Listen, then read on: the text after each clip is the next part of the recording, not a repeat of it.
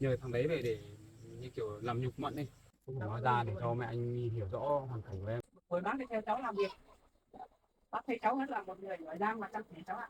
Nên là để cháu cảm ơn bà về bà như cái nơi anh ấy. Con cũng hiểu với bố chứ, chẳng qua là bây giờ bố cứ cấm cản con nhiều quá đi.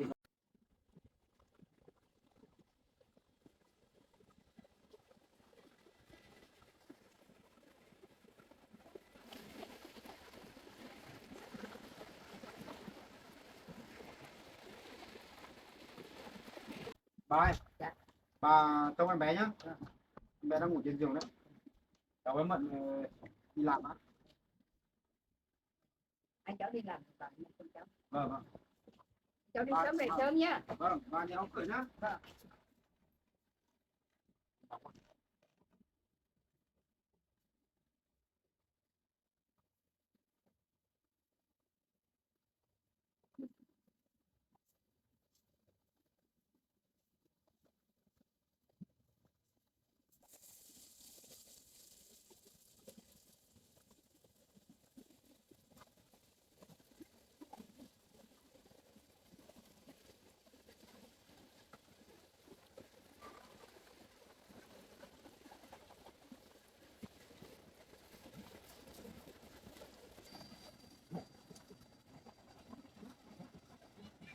Đi xe máy thôi.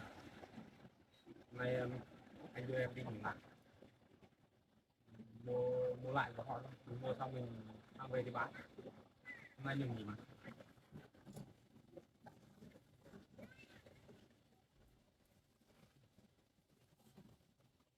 Đi em đi. Không, cứ ngồi đi, ngồi đi. Không phải.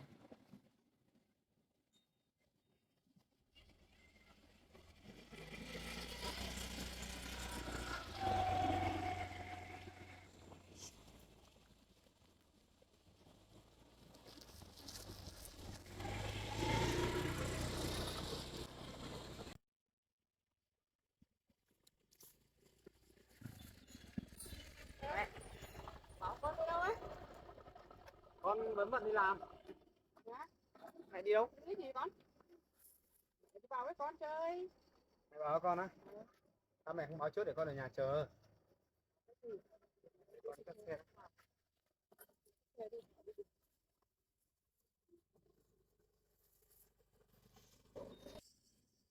Bây giờ con với Mận lại đi làm rồi.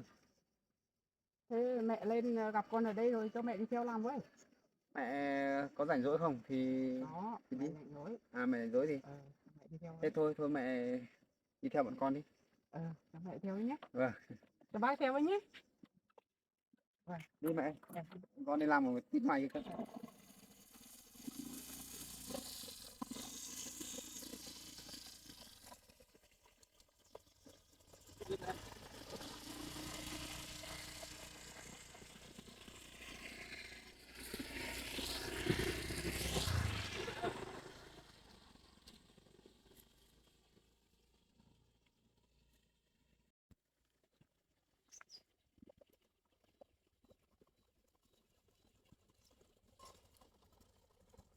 Mẹ để xe đây thôi. Vào cánh đồng bên kia đường không có đường vào đâu. Mà lấy xe cho kia con thấy có. Mẹ mang xe của mẹ ra đây đi.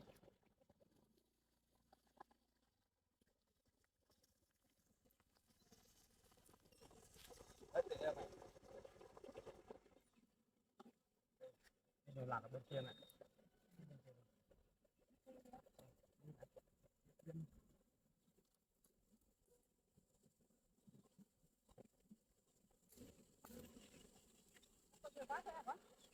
Không sao đâu, con để trên xe.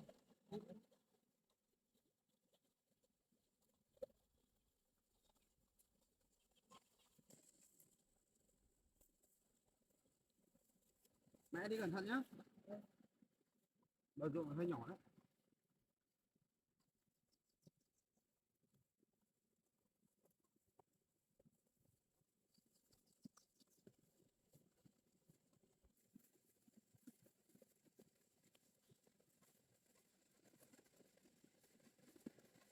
Thôi.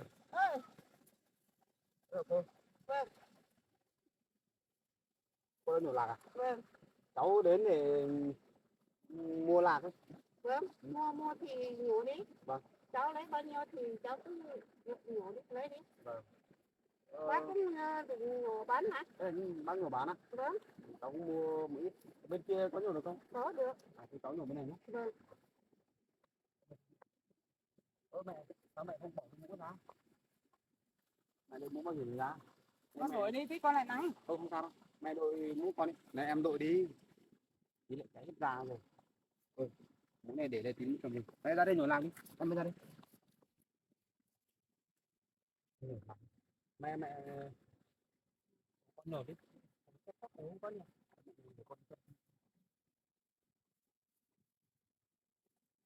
Vậy tranh thủ con được nghỉ con hộ mận đi tìm hàng để bán. Con vừa liên hệ được với cô này, cô bảo có lạc tươi sẽ nhổ mang đi bán. Được một phần mang về cho cô để còn vận giao nghiêm để cháu bán. Được, cũng nó lại đây này.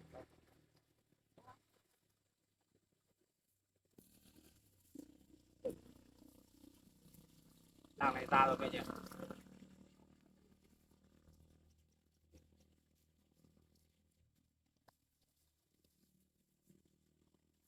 Tốt lắm con nhỉ? Vâng, làng này tốt đấy. To lắm con ạ.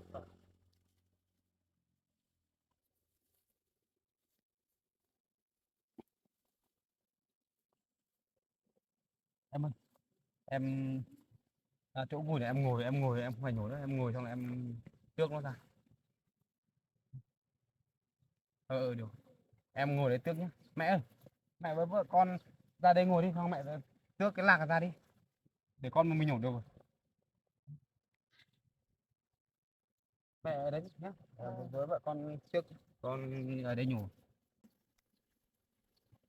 Nắng quá nhỉ. Tốt thật chứ nhỉ? Mẹ hộ Mận nhé. Con đi lấy cái này để xem. Con lấy đồ về che đi con ạ, nắng lắm. Cô ơi, cháu mượn ghế nhá. Mẹ ngồi ghế đi. Mẹ ngồi ghế để con che cho nó đỡ nắng. Cháu ngồi đi. Đây. Mẹ ngồi gần đây cho nó đỡ. Thế con lấy mũ đi.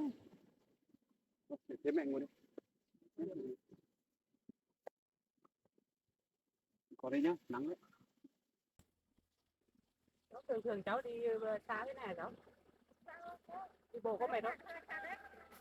Dạ. Cái này cháu vặt thôi.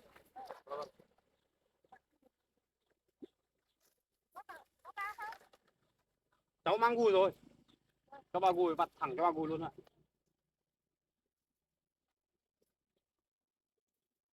Đi làm thế này có mệt không cháu? Hôm nay bác được đi làm cùng cháu, bác thấy vui rồi đấy. Dạ. Mận hay đi làm những công việc này lắm. Mận chăm chỉ lắm ạ. Biết mà. Từ lúc còn Mận giờ Mận toàn đi làm thế thôi. Mận đi làm như thế mới có tiền. Thế con phải giúp Mận nhá. Yên tâm ạ. Này người yêu con mà con phải lo cho Mận chứ. Con bảo Mận suốt rồi thì ở nhà trông con thôi. Phải đi kiếm tiền vất vả thế đâu, nhưng mà Mận thì không chịu. Mận cứ phải đi làm. Quen rồi cháu nhỉ? Bây giờ thì có bà ở nhà trông cháu rồi thì Mận cũng nhàn hơn mẹ. Mẹ hộ vợ con đấy nhé. Con đi nhổ về đi con. Vâng.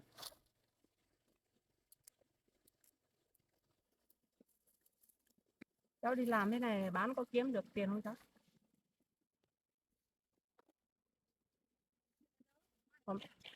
Hôm nay bác vào chơi với con của bác, lại gặp hai cháu với là con của bác đi làm đi mua cái này, bác lại quay về hộ cháu, bác thấy vui rồi đấy. Bác nhìn cháu là người rất chăm chỉ, từ cháu nói được nữa là hay quá nhỉ. Thì khổ mấy chỗ là Mận không nói chuyện được mẹ. Mà không sao đâu. Không sao đâu. Không sao đâu. Cứ vui thế này là được rồi. Nói chuyện được cũng chẳng sao. Đấy. Được cái này lại mất cái kia đâu mà em. Thôi mẹ hộ Mận nhé. Con cứ đi nhổ đây con.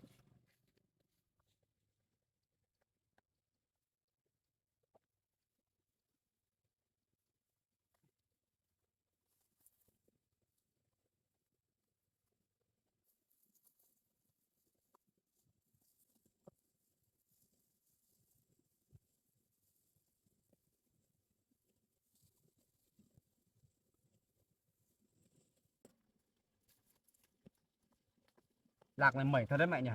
Ừ. Đây mẹ ơi, mẹ cầm.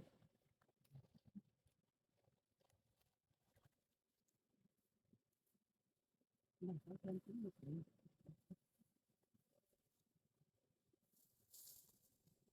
Nếu mà mình có đất trồng tốt nhỉ.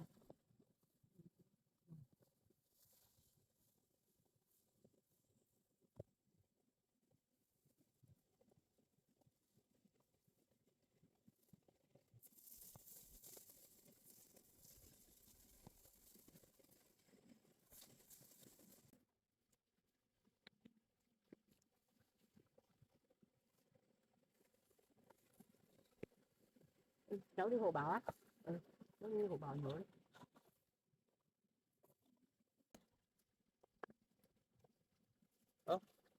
Em ra kia ngồi đi. Anh nhổ cho em tước cái này ra. Ra đây làm nắng lắm. Mẹ bảo thắng rồi mà cháu vẫn cứ đòi cho hộ con nữa. Hay là em ngồi bên đấy xong lại xa anh một chút chút thì em lại nhờ anh. Anh chia nhổ đi. Thử nhanh xong là phần mang đi bán thôi. Em ở ngồi bên đấy với mẹ anh. Em sợ mẹ anh. Mẹ anh hiền lắm. Em muốn hộ anh nhổ được nhiều gì. Lạc này mình mang một phần đi bán rồi. Mình để một phần mang về mình phơi khô. Lâu lâu mình rang về cho con ăn này, cho em ăn này. Lạc này tốt lắm. Em thích ăn lạc rang không? Rồi, thế thì tí nữa để một phần mình mang về phơi.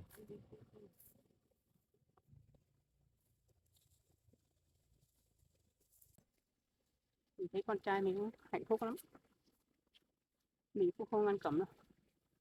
Cứ yêu ai có hạnh phúc là được rồi. Không như bố của nó đâu. Bố của nó thì chọn người cơ. Mình thấy cháu mình giỏi giang thế này là mình thích rồi. Đây mẹ ơi.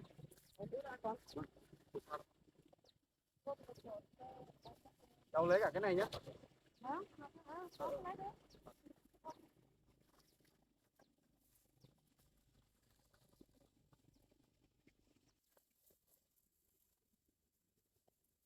Lạc nhà cô mẩy thật nhỉ? Tháng 2 mới trồng. Trồng tháng 2 à?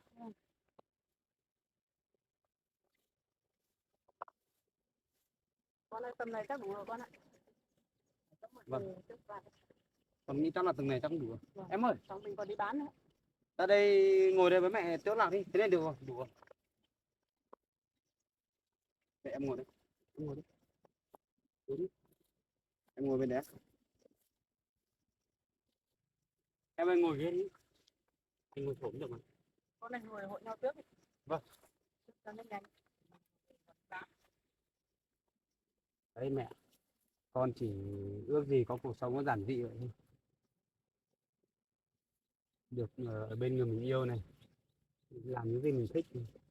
Không ồn ào. Bố thì không biết là bố nghĩ kiểu gì mà lúc nào cũng chỉ muốn cản con với Mận. Giờ mẹ thấy con với Mận ở bên nhau này mẹ thấy thế nào? Mẹ thấy vui lắm con ạ. Thấy bọn con có hạnh phúc không? Đó, hạnh phúc thế này mẹ thấy vui lắm. Con chỉ mong là được như thế thôi. Chẳng cần phải chọn người xinh đẹp rồi là thành đạt thế nọ thế kia con không thích. Đấy, con là cứ ngăn cản con thì mẹ cũng chẳng thích đâu. Con làm thế này là đúng đấy. Thời buổi bây giờ yêu đương rồi, bố còn ngăn cản con thế. Không biết bố con nghĩ thế nào ấy. Bố là bố ích kỷ, Mẹ cũng bố không chỉ sống nghĩ cho bản thân bố thôi. Mẹ cũng không sống với bố, mẹ cũng chẳng hiểu bố bây giờ sống kiểu nào ấy. Mẹ cũng không hiểu bố con nữa. Hay thì ở nhà ở chung với mẹ kế mách gì mẹ cũng không hiểu. Mẹ kế của con thì cũng không mách bố gì đâu. Cái này là bố là nguyên thế rồi từ xưa rồi. Con hiểu bố mà. Giờ con mà không nghe lời bố thì bố cũng chẳng dám làm gì con đâu. Bởi vì bố thì bố thương con rồi. Bố chưa bao giờ bố chửi con lần nào luôn. Đấy, hôm qua mẹ lên nhà con chơi đấy, con không ở nhà đâu. Mẹ gặp mẹ kế của cháu Mận đấy, ác lắm, mẹ thấy ác lắm. Về sang nhà con với cháu Mận đây làm như kiểu ăn cướp ấy. mẹ kế của Mận gì Mẹ còn đuổi cho bà ấy là mẹ nguyên vậy rồi, bức xúc qua đi mẹ phải đuổi. bà ấy là nguyên tắc là không ưa Mận rồi, lúc nào chỉ muốn hại Mận thôi, xong là cướp đồ không cướp được thì trộm, không trộm được thì phá. Bà mẹ kế của Mận ấy nhiều trò lắm, Hôm qua trước mẹ cũng phá nhà của Mận nhiều lần đi, đi tù được thời gian rồi, bây giờ ra tù bây giờ lại vẫn đâu vào đấy này, vẫn cứ thế thôi. hôm qua mẹ cũng thấy bà cụ ấy kể mẹ mà bảo bà đi tù về thôi. Lúc đấy là con đi làm con không biết, mà con đi làm với nhà ấy, thế bà cụ bảo thế, kể là nói bảo là mẹ của Mận xuống làm như thế là con cũng tức quá, con rủ Mận là đi về nhà bố luôn, xong là gặp trực tiếp mẹ kế của Mận ấy nói chuyện rồi, bà ấy không nhận đâu mẹ ạ, không nhận đâu, còn cãi ngang ấy, về sau con bảo là dọa bà và con đi báo công an đấy, cho bà lại đi tù tiếp ấy, xong rồi bà ấy sợ quá đi, về sau mới nhận mà. Mẹ cũng nói như con đấy, mẹ bảo đi báo công an, bà bảo công an tao không sợ, bảo thế. Xong còn chửi cả mẹ, hỏi mẹ bảo bà là ai, mẹ cũng kể rồi cho luôn, mẹ bảo mẹ là mẹ của cháu Bảo ấy, tôi lên chơi với con trai của tôi ấy. Bà ấy có sợ không? Bà không sợ Không đâu, sợ. không sợ đâu, mẹ với Mận làm mãi bà chửi mãi bà mới chịu về ấy. Bà mẹ kế của Mận á, không biết sợ là cái gì đâu mẹ, nhiều lắm, Không được bài ác này. bà ác lắm, cho nên là Mận đây cũng không phải là con ruột của bà ấy đâu, bà mẹ kế thôi, bà dì ghẻ thôi, cho nên là mới xem Mận không ra gì đây, hại Mận. Thế số con vẫn còn may, Mận khổ lắm mẹ ạ. được mẹ kế vẫn quý mến con này, con vẫn số con vẫn may ấy. Bây giờ mà kể từ đầu đến cuối á, cho mẹ nghe á, mẹ còn khóc ấy. Mận khổ lắm. Wow, mẹ còn mắt thấy làm cho cháu Con Mận. mới biết hoàn cảnh của Mận, thế con mới thương Mận. Xong về sau đấy con bây giờ mới tiến xa hơn, bây giờ mới với Mận mới yêu nhau mới được như thế chứ. Không bây giờ mà để Mận ở với mẹ kế đấy á, con chắc chắn 100% là Mận sẽ rất là khổ. Thì Mận còn có con nhỏ nữa, Đúng rồi. khổ lắm. Con là con thương Mận như thế cho nên mới vậy đấy. Thế cháu Mận đứa con ấy là của ai con? Con Cháu Mận có chồng rồi à? à, thật ra ấy là đấy là con của con riêng của Mận, không phải con của con đâu. Mận cũng không có chồng đâu mà. Chính Mận ấy, thật ra là từ đầu là Mận bị mẹ kế hãm hại thôi. Hóa ra thế nhỉ. Bà mẹ kế của Mận ấy không ưa Mận, nên là bà ấy nhờ một thằng thanh niên ấy, không biết có Mận có quen hay không, xong là nhờ thằng đấy về để như kiểu làm nhục Mận ấy, hãm hiếp Mận ấy. Còn thế nữa con, Vâng. bài ác rồi đấy. Nên Mận mới có con ấy, có em bé như bây giờ này, tội của Mận lắm này. Không sao đâu cháu ạ. Có con thì mình nuôi thôi, không sao đâu nhá. Đừng buồn nhá. Được con trai của bác ở với cháu rồi. Con trai của bác cũng thương người lắm, cũng tốt lắm cháu ạ. Mẹ anh hỏi như thế thì anh nói cho mẹ anh biết, anh đừng buồn nữa, chuyện cũ rồi, thật sự là anh cũng không muốn nhắc lại đâu nhé, đừng buồn, Cho bác mình cũng muốn hỏi xem thôi. không phải Cháu nói cũng ra đừng để cho buồn. mẹ anh hiểu rõ hoàn cảnh của em thì mẹ anh mới thông cảm cho em được, Bác cứ trước thông sau cảm gì thôi, mẹ không anh sao cũng phải đâu. biết. Cháu đừng vào gần người mẹ kế đấy nhé. Như ấy là bà ấy làm hại cháu. Đúng rồi mẹ, Bây giờ có con trai của bác rồi, cháu cứ ở với con trai của bác thôi nhé. riêng con ấy là con không thích cho Mận một giây một phút nào để gần ba mẹ kế kia đâu, cho nên là con mới đưa hai mẹ con Mận ra ở riêng, con làm nhà cho Mận ở, nói chung là xây dựng lại làm một cái ngôi nhà mới, không phải dựa dẫm vào cái ba mẹ kế kia nữa. Đúng rồi con ạ. Con phải trông nom hai mẹ con Mận nhé. Tại Vâng mẹ yên tâm đi, bà đấy công nhận là ác, nói thế nào cũng không được, đuổi Mận ra ngoài ngoài đường ở cơ mà. ác lắm, hôm qua mẹ gặp rồi. Bà ấy không phải Con chưa vừa từng gặp đâu. người mẹ nào mà nó nhận tâm mà ác như thế này, Thế con, sợ. bà ấy bảo có một đứa con đi làm mà cô cán bộ, bảo thế có không? Ừ, đúng rồi mẹ, Bà ấy chỉ có duy nhất một đứa con gái thôi. Xong là Mận thì là con mẹ, con riêng của bố Mận, con riêng. Bà ấy là cho nên bà ấy không thương Mận một chút nào luôn. Quá hả? Hôm qua bà này lúc nào cũng khoe mẹ bảo là tay chỉ một đứa con gái thôi, bà cứ kêu thế. Ờ, con của bà ấy là làm cùng con mà mẹ, đi làm À, cùng chỗ với con mà. dạ. Vâng. Bà ấy thiên vị lắm mẹ ạ. Mỗi con gái của bà ấy là được đi học hành thôi, được học hành đến nơi đến chốn. Còn Mận thì bà ấy bảo câm rồi, đã cần phải học hành thì cũng chẳng cho đi học. Bố của Mận ấy thì cũng không làm gì được bà đấy đâu, không nói được. Bố Mận thì bó tay rồi. Con gái của bà đấy ấy, thì trước đây là cũng có một thời điểm là theo đuổi con, đúng cái lúc mà con mới quen Mận ấy. Trước đấy là cái con của bà đấy là nó đã thích con rồi, đi làm cùng nhau cùng cùng cùng đơn vị ấy.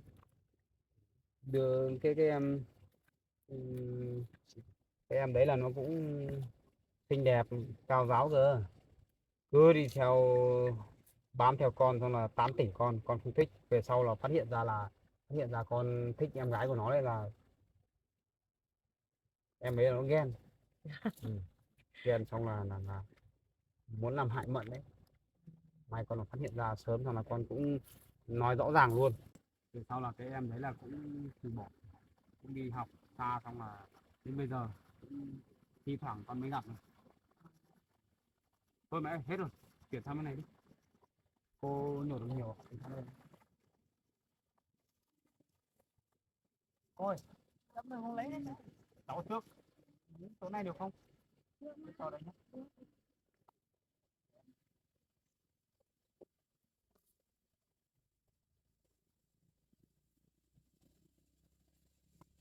Nhà cô có trồng nhiều lạc không?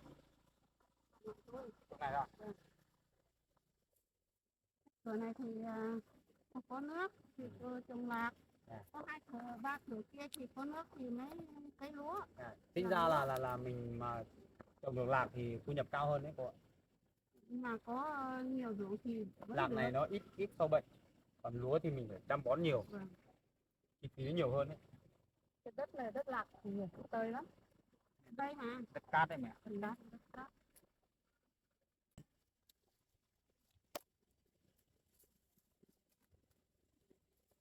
Làm nhanh nhanh đi. Sắp Vâng, tối rồi con ạ. cũng sắp đầy rồi mẹ, đi bán thì nhanh thôi.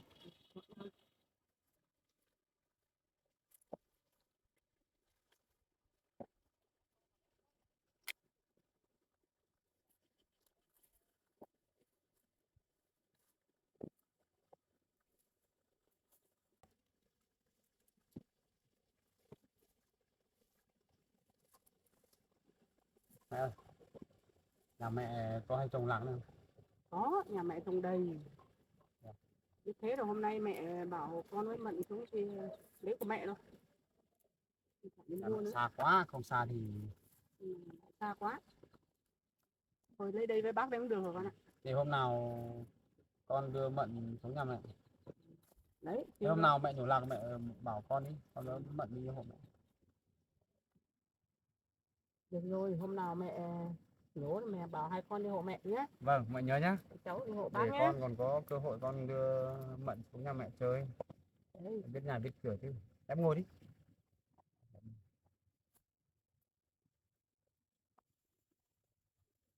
Mẹ mơ ước thì mẹ có một đứa con dâu hiếu thảo như cháu Mận ấy. Giờ mẹ đã có cháu Mận rồi, là con dâu của mẹ rồi, mẹ hết mừng.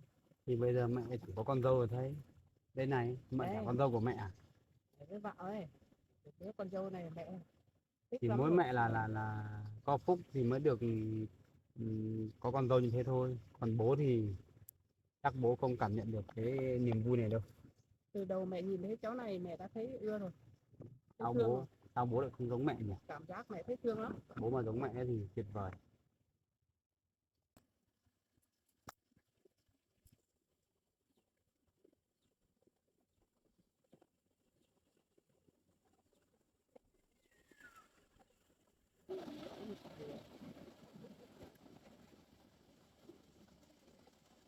đây rồi. Vâng, thế thôi, không lấy bằng này đâu, em lấy tiền để anh để cho cô.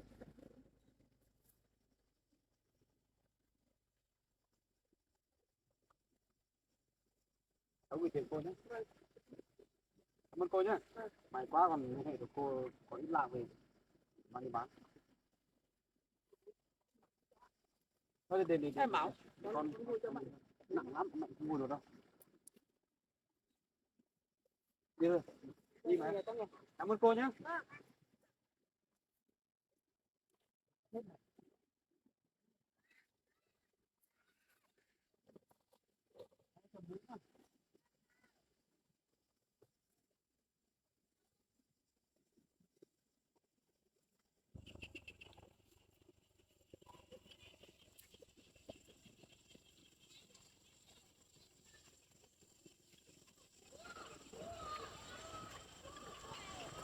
Con bây giờ lấy đi bán à?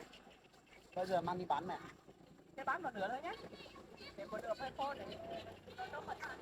Vâng, chắc là con bán một nửa đó.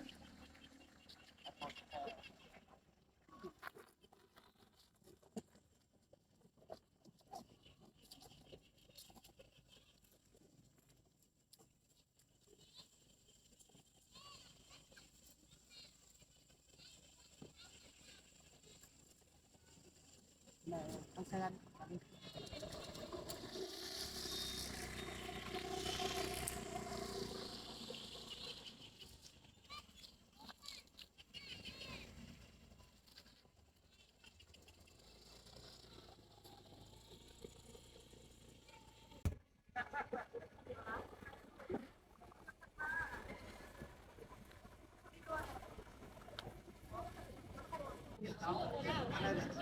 Em ngồi đây chờ em đi vào hỏi chị nào.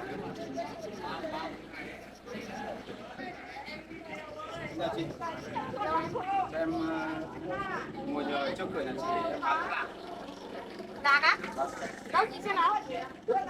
Bên này. Đây chị. Lạc trắng hay lạc đỏ em ơi? Đây lạc đỏ chị ạ. Lạc tươi em vừa mới đi nhổ về. Ngon đấy. Ôi thì bán luôn cho chị đi, không phải bán ở đâu nữa. Chị mua. Thế thì luôn đấy. Mua hết à? Cái này đấy. Cái này chị Một bên mày quá. Thế chị thì mua luôn cho em đỡ phải ngồi bán. Đây lạc đỏ chị ạ. Mẩy lắm. Đây này. Cái này làm 18 cân. Em bán bao nhiêu một cân đấy? Thì em cũng đi mua của họ thôi. Đi đến nhà nhá. Bán cân 20. Tham nước nhá. Biết đun nước không? Lấy cái xe tông này không biết đun nhá. 360.000. 360 rồi. Bớt cho chị 10.000 nhá, 350 nhá. Được. Chị mua hết cho em là mai rồi em đỡ phải. Em đổi đấy cho chị. Vâng. Cảm ơn chị nhá. May quá các bạn. Đỡ phải ngồi bán nữa. Chị cũng mua hết cho mình. Ui nhưng mà mình bảo để một ít mà. Chắc để lại một ít này. Chị ơi, hay là chị bớt lại cho em một ít để em lấy về ăn đi. Bớt ra nhé. 4 cân. 4 cân à? Còn 4 cân. Này còn 4 cân. Này để em bớt em mang về em ăn. Chị tính lại tiền em. Thế thì còn 280 em ạ. 28. Đây chị gửi em nhé.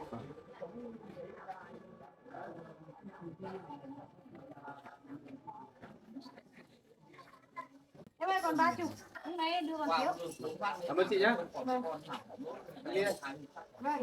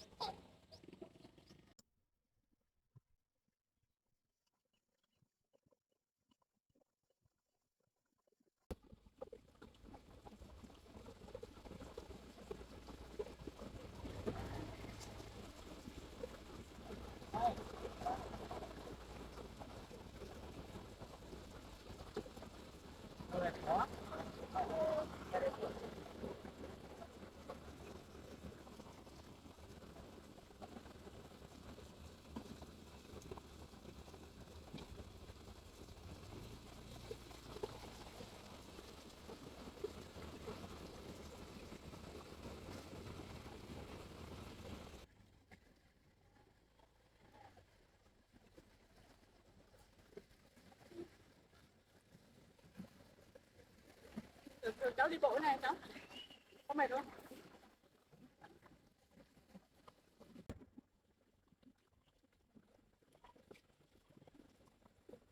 Có mệt không? Mẹ có mệt không? Đi thế này thì vui lắm. Vâng. Đi cho nó khỏe người con ạ. Mẹ lên thăm con, mẹ phải đi làm theo bọn con nữa. Không có đâu con ạ. Đến nhà đây mẹ.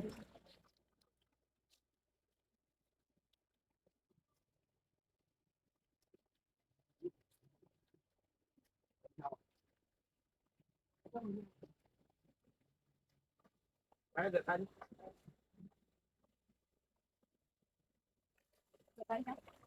Mẹ rửa tay.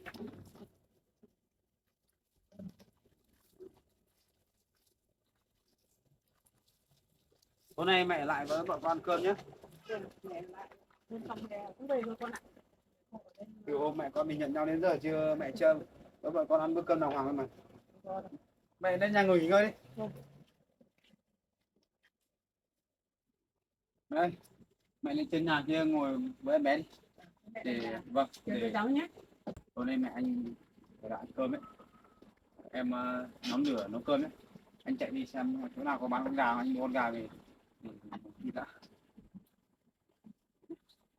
Em nấu cơm nhé. Anh đi mua thức ăn ạ.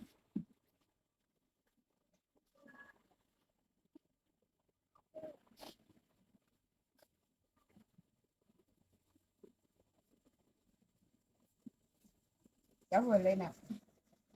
Cháu lên lâu rồi bạn. Cháu đi theo con trai làm. Hôm nay đi nhiều lạc bạn. Thế là cũng xa rồi.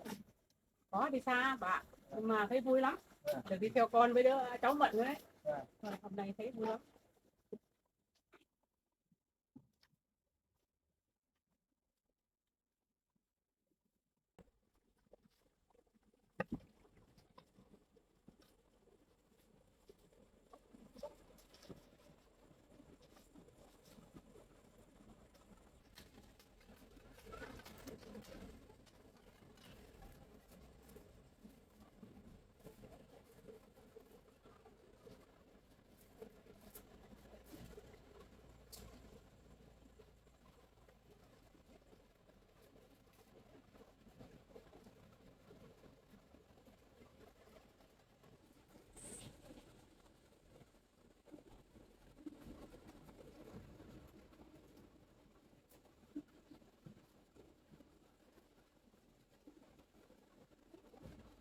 Em ơi, em có nhớ bà cụ không?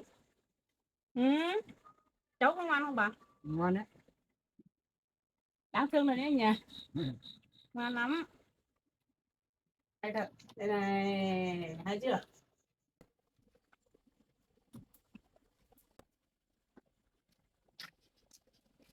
Nó mấy rồi cháu? Không, hộ cháu không? Bây giờ luộc lại hay làm cơm ấy?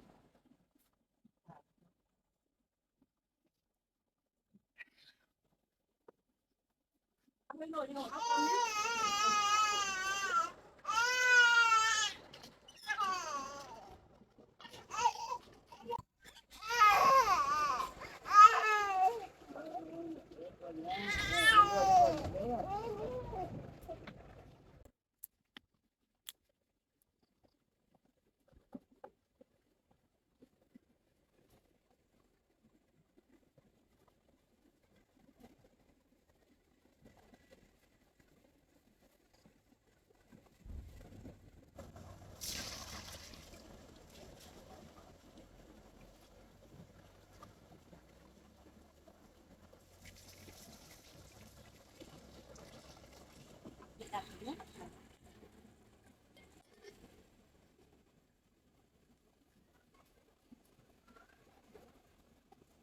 Với bà nhé, cho mẹ nấu cơm nhé. Đây rồi, đây rồi, đây rồi. Ơi, kìa, kìa. Kìa, ơi.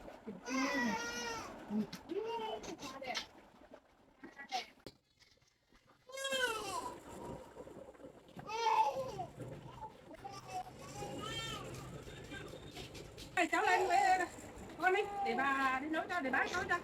Nó khóc lắm rồi. Ôi, mẹ lên rồi nhá. Có được cháu.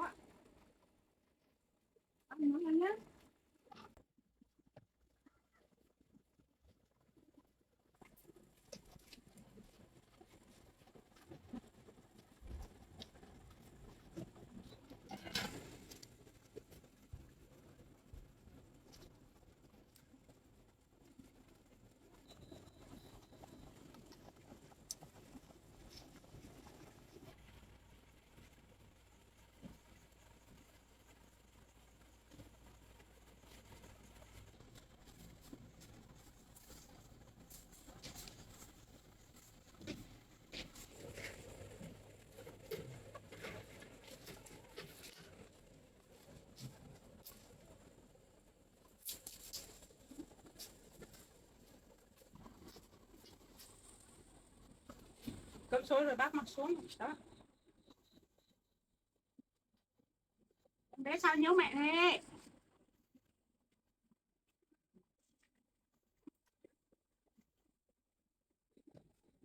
Thôi để bác làm cho, để bác luôn luôn nhớ lắm cháu cứ trông con đi nhé, để bác làm cái này bác làm được mà nhé.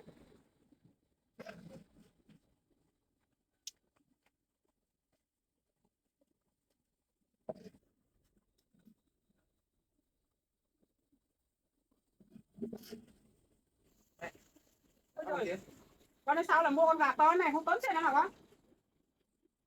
Thì bao nhiêu lắm thì cái này là mấy khi mẹ đại lúc mà con ăn cơm mua con gà về để thịt cho mẹ ăn đi mẹ cái con gà của con mẹ hộ con một con gà nhé. Em ở đây khó lắm em bế con đi trên nhà đi không ở đây đâu. Cháu lên nhà đi nhé, khỏi lắm.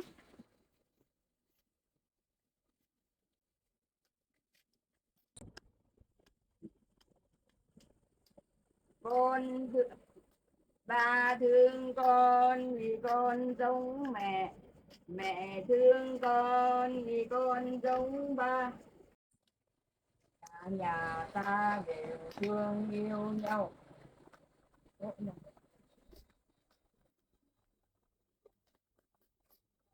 Đi ông mặt trời thức dậy, mẹ lên giấy em lên trường, bản làng vui hò trong tiếng hát. Hạt tiếng long lanh còn thấm trên vai, ai đưa em về năm mươi tuổi, đưa em vào đời đẹp những ước mơ, đưa em vào đời đẹp những ước mơ. Khi ông mặt trời đi ngủ, mẹ lên lớp em lên lên đèn, bản làng vui hò trong tiếng hát. Vầng trăng lên cao đàn thắm trong rừng, ôi con gà rừng còn hôi đâu đây, ôi con gà rừng còn hôi đâu đây.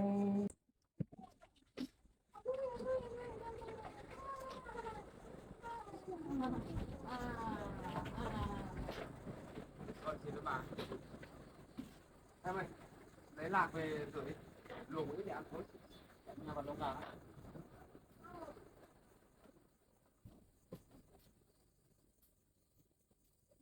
con làm cho mẹ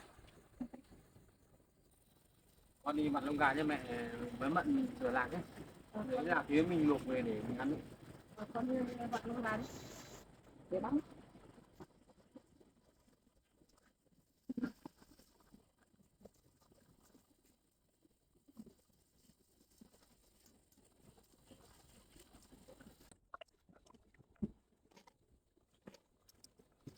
Con này thì về ăn một bữa cháu nhỉ, ăn ngon lắm nhỉ, lâu lắm bác không được ăn lạc luộc rồi.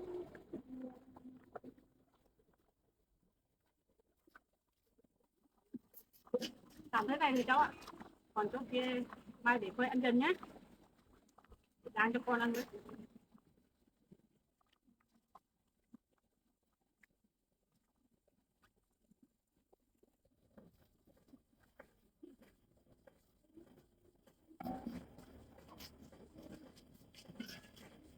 Em lên xuống đi anh đi vào lông gà.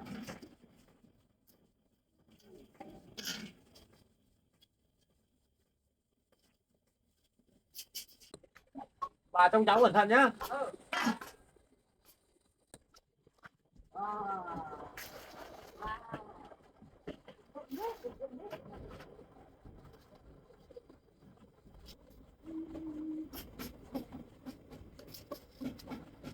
Mẹ bà đang ngồi đi.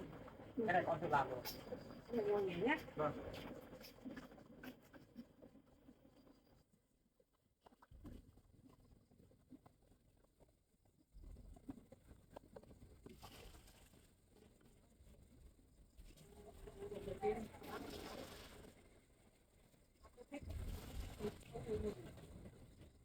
Lần đầu tiên bác thấy cháu, bác còn bỡ ngỡ, một buổi bác đi theo cháu làm việc, bác thấy cháu rất là một người giỏi giang và chăm chỉ cháu ạ. Mẹ ơi mẹ cứ đi theo bọn con đi làm việc nhiều ấy là mấy nữa mẹ còn hiểu nhiều hơn về Mận đấy. Không phải là nói quá về Mận đâu, mà thật sự là Mận rất là tuyệt vời, vừa đảm đang lại vừa chăm chỉ, kiếm tiền giỏi nữa, rất là hiểu chuyện, biết kinh trên nhường dưới á mẹ ạ. Mận không tầm thường như người khác hay nói xấu về Mận đâu. Con trai bác nói đúng đấy cháu ạ. Con trai đã kể với bác rồi, cháu là chăm chỉ, bây giờ cháu ơi, mới biết được. anh không nói quá đâu, thật sự là anh ở bên em cũng lâu rồi, anh biết, anh hiểu con người em. Bác giao con trai của bác cho cháu, bác rất là yên tâm. Cháu cái gì không bảo không biết thì cháu bảo con trai của bác cho bác thôi nhé. Bác cảm ơn cháu nhé. Mẹ cứ yên tâm đi. Còn riêng con với Mận thì mẹ không phải nghĩ gì đâu. Con ấy là con lựa chọn người cũng kỹ lắm, cho nên là Mận thì quá chuẩn rồi, quá tuyệt vời rồi. Chưa tin tưởng con mấy đâu con ạ. Con trai của mẹ cũng hay hình hưởng lắm đấy. Con ngoan lắm mẹ ơi. Đấy, thấy cháu mượn bảo rồi. Thôi mẹ với Mận nói chuyện đi để con vào đã. Xem lạc sớm.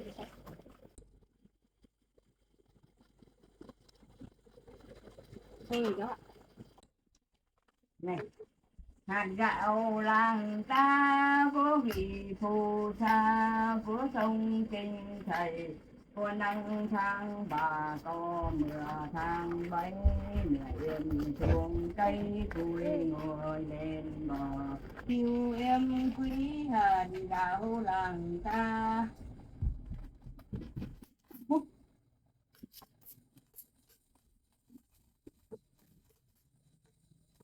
Gạo làng ta có vị phù sa của sông Tinh thầy, tháng bà có mưa tháng bảy, mẹ em xuống cây cùi ngồi cua ngồi lên bờ. Chín chưa cháu? Đi đổ ra rồi gì?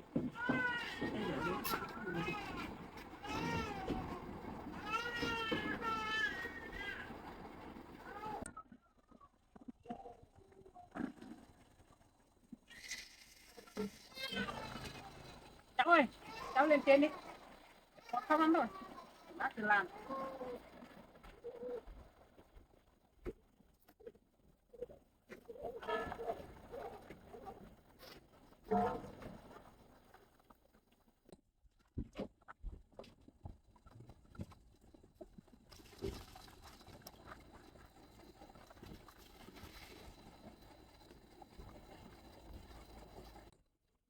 Bác ngon lắm rồi bác thử.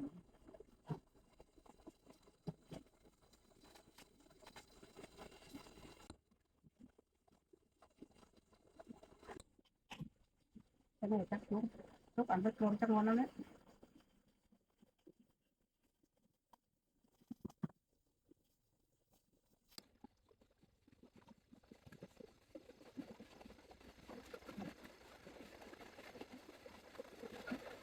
Chín chưa con? Sắp rồi mẹ. Chầm lắm. Con ngủ rồi em. Để cho con ngủ đi. Bà đói chưa? Bác chị đấy. Chờ một tí nha bà nhé. Cắt xíu. Chưa muộn đâu mà bà nhìn.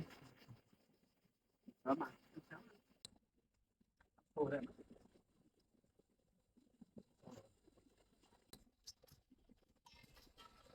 Sắp chín rồi đấy. Giật mình à? Rồi. Lúc nữa là chín rồi. Bây giờ cũng gần như là xong hết rồi. Em đi tắm đi. Tắm đi tắm xong về để anh đi tắm.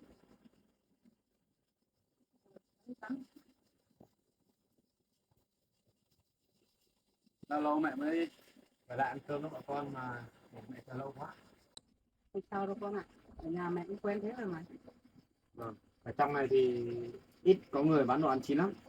Như ở nhà mình ngoài ấy là chỉ cần lúc nào nhà có khách thì ra quán đặt mua là có đồ ăn rồi. Mấy cái chỗ mẹ cứ có cách về là mẹ chạy ra quán thôi. Đồ ăn chín thế về nhanh lắm. Không cần phải mình làm nên mất thời gian. Ở xa lắm con nhỉ. Ở đây thì cách xa khu trung tâm lắm. Xa lắm. Thì sao được mình nấu ăn cho nó chắc. Dân ở trong này toàn tự cung tự cấp cho nên là ít khi có hàng để bán lắm. Toàn phải tự nuôi xong mà tự, nói chung là mình thắt con. Mình chỉ mua về làm thế này là được rồi con ạ. Nhà bà Phủ có xa ở đây không con? Nhà bà Phụ xa lắm mẹ, tít trên khu cuối làng này cơ. Vâng. Thế chốc con đưa bà về ngủ ở nhà bà hay thì ngủ với con đây? Không, bà ở đây mà. Bà cùng với con đấy á? Bà ở đây luôn đấy. Ở đây luôn với con. Vâng. Ở đây với bọn con, không không phải đi đâu nữa vì bà không, bây giờ bà không có nhà để ở đâu. Thế á? Vâng. Bà Phụ bây giờ khổ lắm, bị con dâu đuổi đi rồi. Con trai của bà cụ thì mất rồi mẹ. Thế á? Bà bây giờ một mình lẻ loi thôi, con dâu ác nữa đuổi bà đi. May mà còn có con mới mận là thương bà, còn đưa bà về đây ở, không là không biết là bà sẽ như thế nào nữa mẹ. Thế con cứ cho bà ở đây với con nhé. Chắc chắn rồi, Để con chăm sóc bà nhé. bà tuổi cao sức yếu rồi mà bây giờ không có nhà ở thì thương bà lắm. Thương bà thật đấy. Thế bà cứ ở đây với cháu Bảo nhé. Ở với cháu Mận. Con của cháu đây là bác sĩ, nếu ốm yếu thì bà cứ bảo cháu nhé.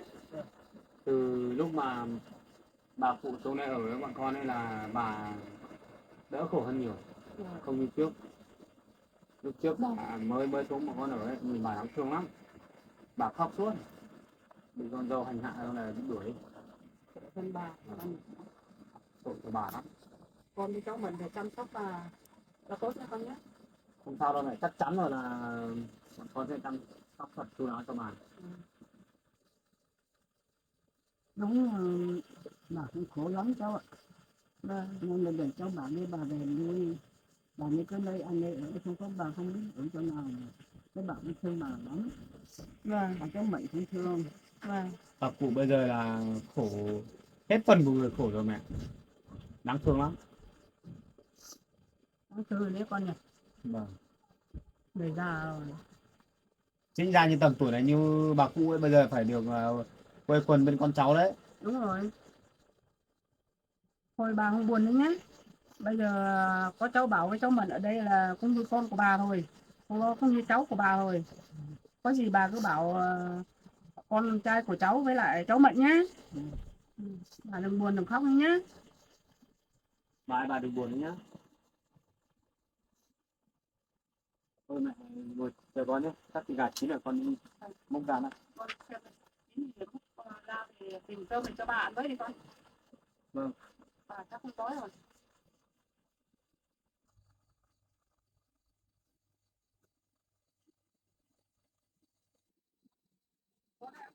À vâng. Anh để cho hẳn cái còng nhưng mà con lại ngủ mất rồi. Giờ này nó ngủ với con ạ. Vâng. Bà ăn cơm nhé. Vâng. Con lại ăn cơm nhé. Ăn cơm. Cảm ơn bà. Vâng.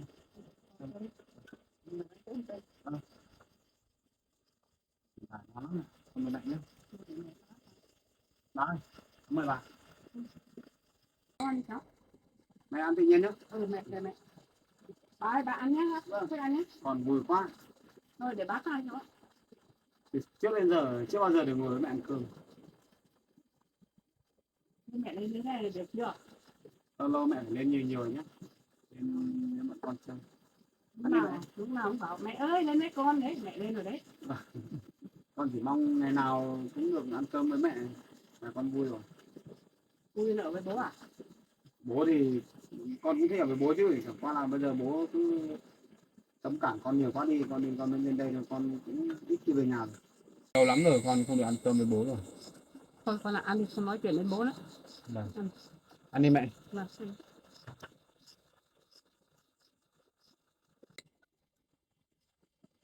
Mẹ ơi, bây giờ trời tối rồi, muộn rồi thì ăn cơm xong mẹ ngủ lại đây với bọn con đi, mai mới về.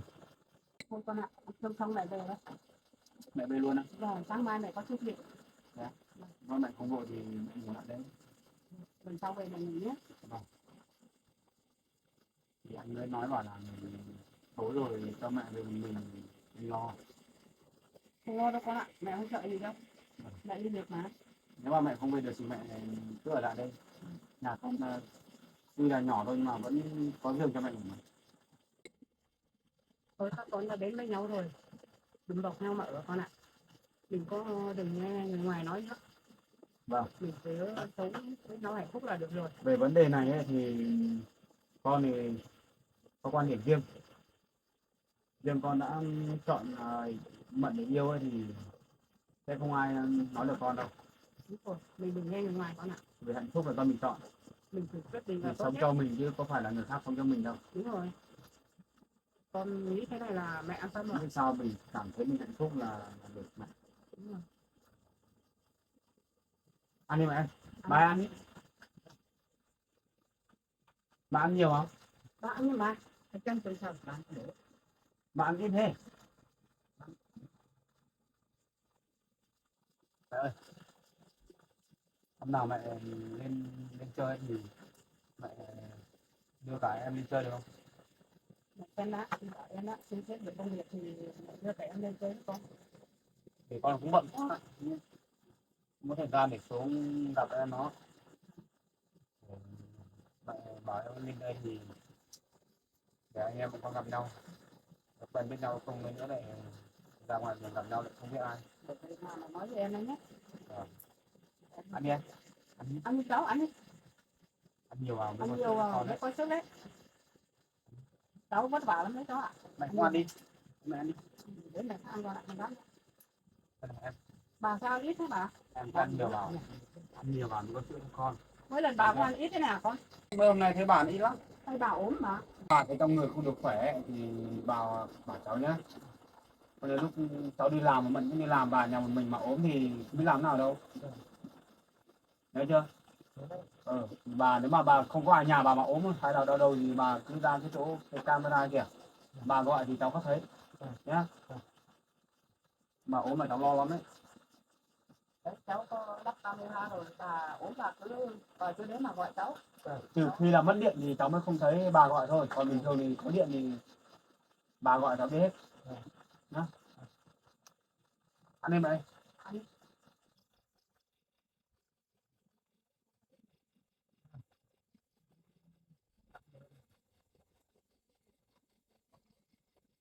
Hôm nào mẹ